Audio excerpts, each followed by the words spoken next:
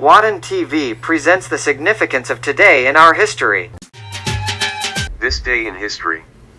6th March. In the year 1799, Napoleon Bonaparte captures city of Jaffa, Palestine, after a 5-day siege, defeating the Ottoman Empire. Ahmed al-Jazar entrusted its defense to his elite troops, including 1,200 artillerymen. Napoleon had to win Jaffa before he could advance any further, and the whole expedition's success depended on its capture. The town was one of Syria's main mercantile centers, and had a harbor which would provide vital shelter for his fleet. All the exterior works could be besieged and a breach was feasible. When Bonaparte sent a Turk to the city's commander to order its surrender, the commander decapitated the Turk and ordered a sortie. He was pushed back, and as early as the evening of the same day, the weight of the besiegers caused one of the towers to collapse, and so, despite courageous resistance by its defenders, Jaffa was taken. According to some sources, the French messengers who brusquely told the city of Napoleon's ultimatum had been arrested, tortured, castrated and decapitated. In the year 1834, Toronto incorporated with William Lyon Mackenzie as its first mayor.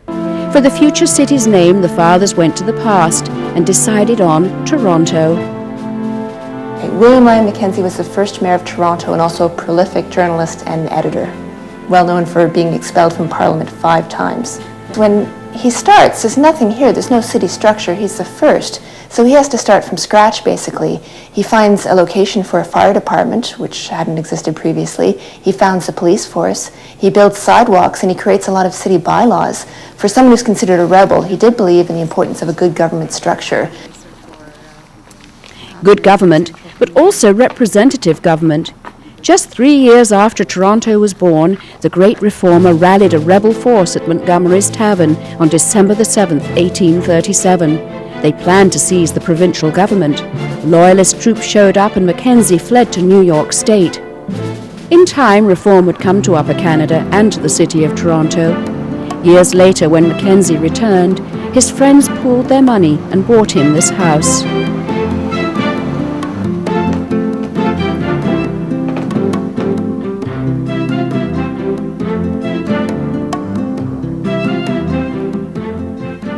Mackenzie did not come back apologetic when he was pardoned. He came back in the full force of his opinion and was elected to the legislature, bumping George Brown for the seat, and also started a newspaper. By 1860, he was starting to be in poor health, and he dies in 1861. He'd survived cholera, he'd survived a couple of attempts on his life, and he'd survived the rebellion, so he lived a full lifespan. And when he dies, his funeral procession outside his house is a half-mile long. Even his enemies, even the people who loathe him, turn out to his funeral. And I can imagine the crowd that would have been here, because by 1861, people had started to realize how important this man was to the growth of the city, the early growth of the city. And I can only imagine standing here and being surrounded by hundreds of people that had come to pay their last respects to Toronto's very first mayor. 2 of Mackenzie's loyal supporters, Matthews and Lount, did not escape. Caught by the Loyalist troops, they were hanged near the jail that once stood across the street from the King Edward Hotel, and then buried here in the necropolis. The broken monument is a graphic illustration of their lives cut short. In later years, they too would be recognized as patriots. In the year 1857, Dred Scott decision, U.S. Supreme Court rules Africans cannot be U.S. citizens. The 6th of March 1857, the United States Supreme Court issued its ruling in the Dred Scott versus John F.A. Sandford case. Dred Scott was a slave owned by John Emerson, an army surgeon from the slave state of Missouri. Emerson took Scott with him when he moved to the Free State of Illinois in 1834 and to the Free Territory of Wisconsin in 1836. Emerson died in 1843, and his widow Irene inherited Scott and his wife and child. Scott later attempted to buy his family's freedom by offering Irene $300, but she refused. In response, the Scots sued for freedom, with legal advisers arguing that their residence in a free state and a free territory meant that they must have been emancipated. Drawing on the Missouri precedent of once free, always free, the case was not actually fully heard until 1850. Although the jury ruled in Scott's favour, the Missouri Supreme Court reversed the decision after Irene Emerson appealed. She then transferred the Scotts to her brother, John F.A. Sanford, in New York. In 1853, the case went to the federal courts, which found in Sanford's favour. Scott subsequently appealed this ruling to the Supreme Court, which misspelled Sanford's name due to a clerical error and didn't deliver the majority opinion until the 6th of March 1857.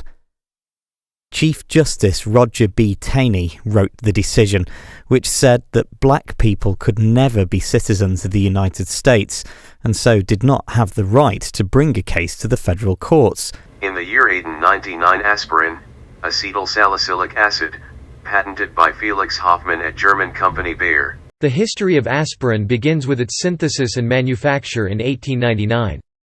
Before that, salicylic acid had been used medicinally since antiquity.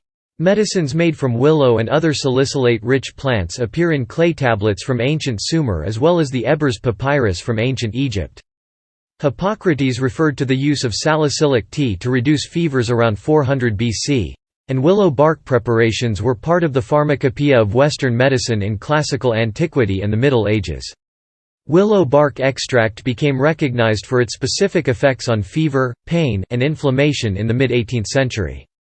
By the 19th century, pharmacists were experimenting with and prescribing a variety of chemicals related to salicin, the active component of willow extract. In 1853, chemist Charles Frederick Gerhardt treated acetyl chloride with sodium salicylate to produce acetylsalicylic acid for the first time. In the second half of the 19th century, other academic chemists established the compound's chemical structure and devised more efficient methods of synthesis. In 1897, scientists at the drug and dye firm Bayer began investigating acetylsalicylic acid as a less irritating replacement for standard common salicylate medicines, and identified a new way to synthesize it. By 1899, Bayer had dubbed this drug aspirin and was selling it around the world. The word aspirin was Bayer's brand name, rather than the generic name of the drug. However, Bayer's rights to the trademark were lost or sold in many countries. Aspirin's popularity grew over the first half of the 20th century, leading to fierce competition with the proliferation of aspirin brands and products. Aspirin's popularity declined after the development of acetaminophen, paracetamol in 1956 and ibuprofen in 1962. In the 1960s and 1970s, John Vane and others discovered the basic mechanism of aspirin's effects, while clinical trials and other studies from the 1960s to the 1980s established aspirin's efficacy as an anti-clotting agent that reduces the risk of clotting diseases. Aspirin sales revived considerably in the last decades of the 20th century, and remain strong in the 21st with widespread use as a preventive treatment for heart attacks and strokes. In the year 1971, Test cricket debut of Indian cricket great Sunil Gavaskar vs West Indies at Port of Spain, 125 tests, 10,122 runs at 51.12, 34 test centuries.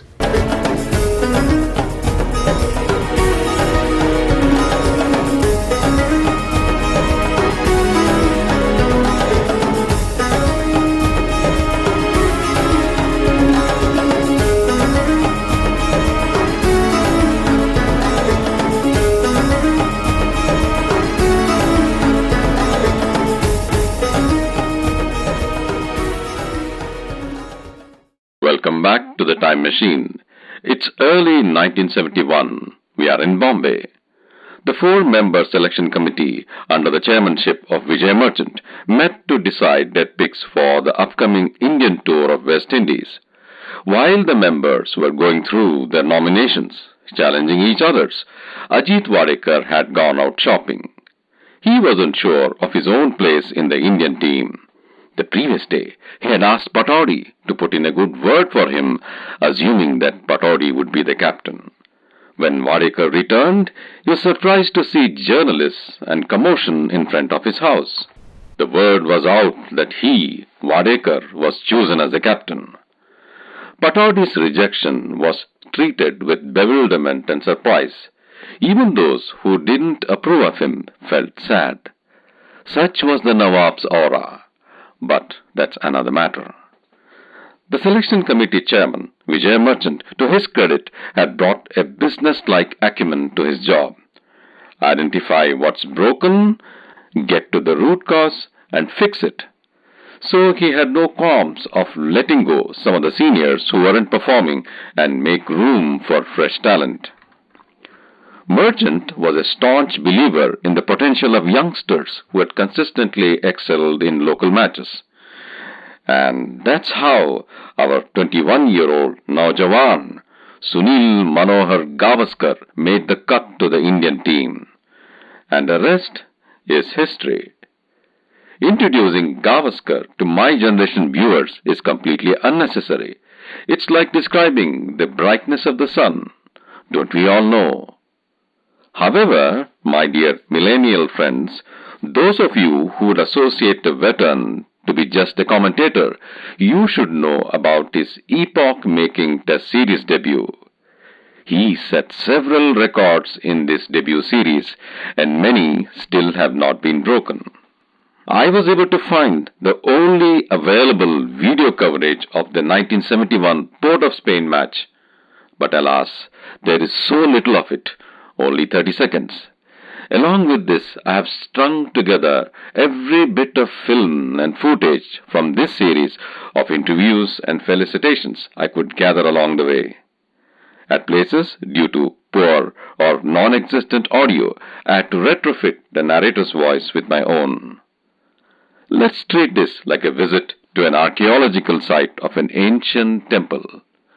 May the joy of being able to see what little there is of the temple overshadow the disappointment of what isn't.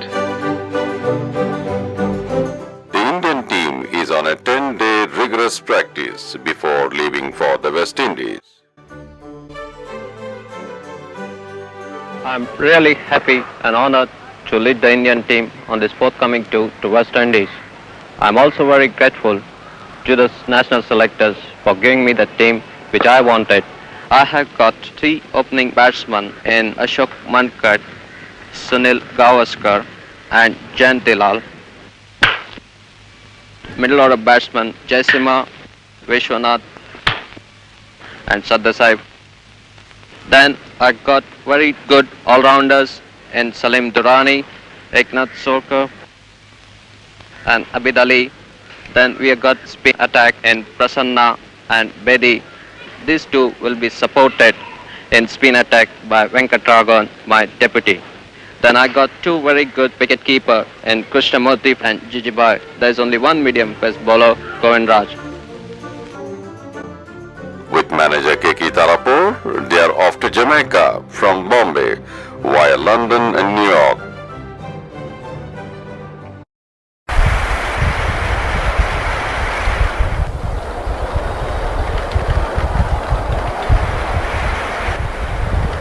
And they make history. At Port of Spain, India won the Silver Jubilee Test by 7 wickets, their first ever Test victory in their encounter with the West Indies since 1948-49.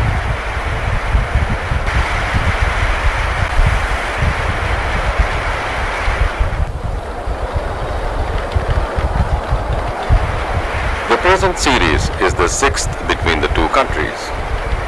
Ajit Wadekar has had a quick success, a victory in just his 2nd test as India's skipper.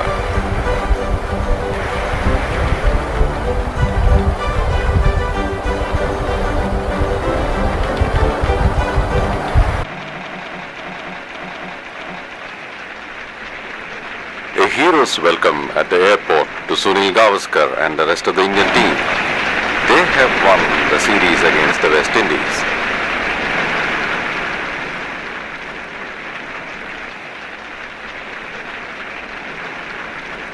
The Bombay Cricket Association hosted a rousing reception to Ajit Wadekar and his team.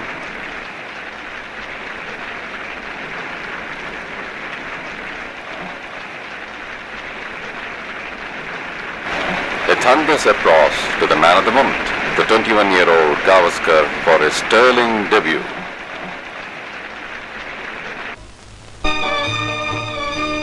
Sunil Gavaskar becomes the Sportsman of the Year 1970-71. His batting records during the West Indies tour earn him a trophy.